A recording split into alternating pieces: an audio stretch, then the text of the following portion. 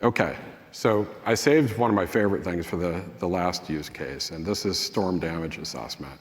And I will tell you, this is I'll give you a little context of the problem that we're trying to solve. In our service territory, we deal with a lot of heavy storms. So this year alone, we had 2 major hurricanes. We had Hurricane Beryl that ran through Texas, knocked out for us about 250,000 customers but in the broader area, there was over 2 million customers out across other utilities. More recently in Louisiana, we had Hurricane Francine. That knocked out over 350,000 customers. Well, as you're responding to a storm, there's a lot of things that have to happen. The first thing you have to do is run a damage assessment.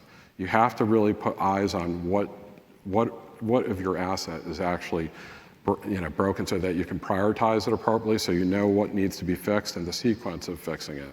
That does 2 things. It helps you inform your customers more accurately in terms of when they can expect power back on, and it helps you more effectively put your crews to work, especially if you're bringing in crews from outside the company. So that's the challenge we've been struggling with, and historically, most utilities, including Entergy, we struggle in this space. It'll take days to run a storage assessment.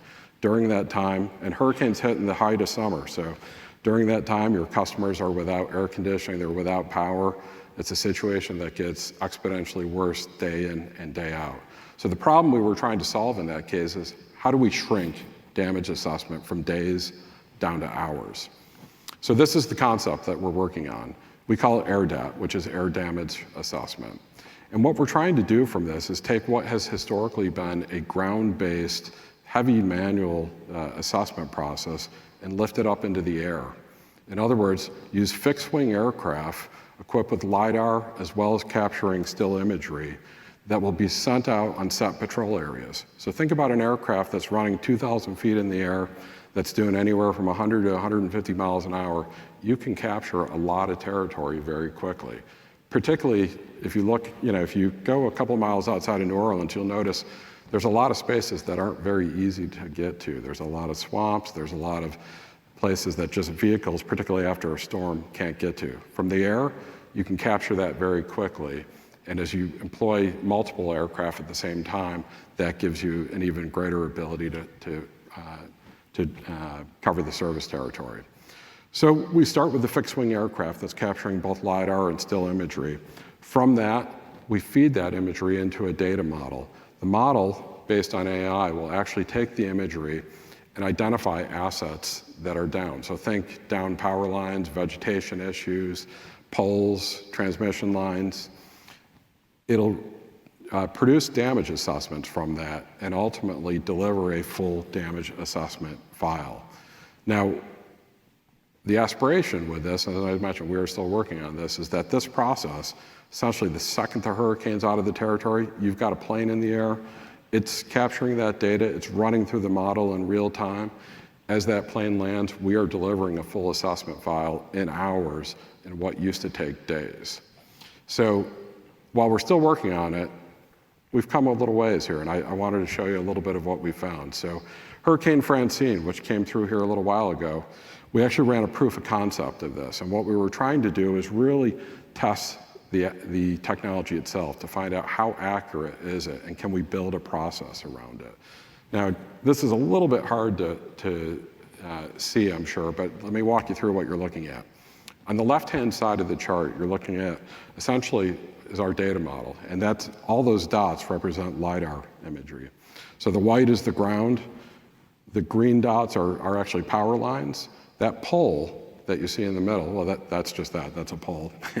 But it's actually a modeled pole. In other words, it's taking GIS data and it's saying, your pole should be here and it should look like that. Now, keep in mind, all this imagery, that's happening from 2,000 miles up, so the computer's actually showing it as you're walking on the ground. Now, what's interesting about that is while the model's saying your pole should look like that, if you look at the very base of the pole, and it's probably pretty hard to see, but you're gonna see a small string of blue dots. Those blue dots are coming from the base of the pole at a 45-degree angle. You guys see what okay. Unfortunately, that's our actual pole. So while the model says it should be upright in that location, the lidar is capturing it and saying, and the model's interpreting it and essentially saying, sorry, your pole's actually down right now and it's leaning at a 45-degree angle. And as you look at that string of dots on the right, those are actually our power lines. So that's why the power lines are not connected to the pole in that case. Now, it's really hard to see it in the photo, but the photo on the right is actually the still imagery that's being taken by the plane at the same time that we're capturing the lidar. And the still imagery is used to confirm what the model's saying, which is you've got a down pole and you've got wires that need to be fixed. So another example of this, and this one shows off a little bit better, is the left-hand side of the chart shows 2 poles. In the middle of it, you're going to see a sea of purple dots. Those purple dots, they're actually vegetation. That represents a tree that's fallen on our lines.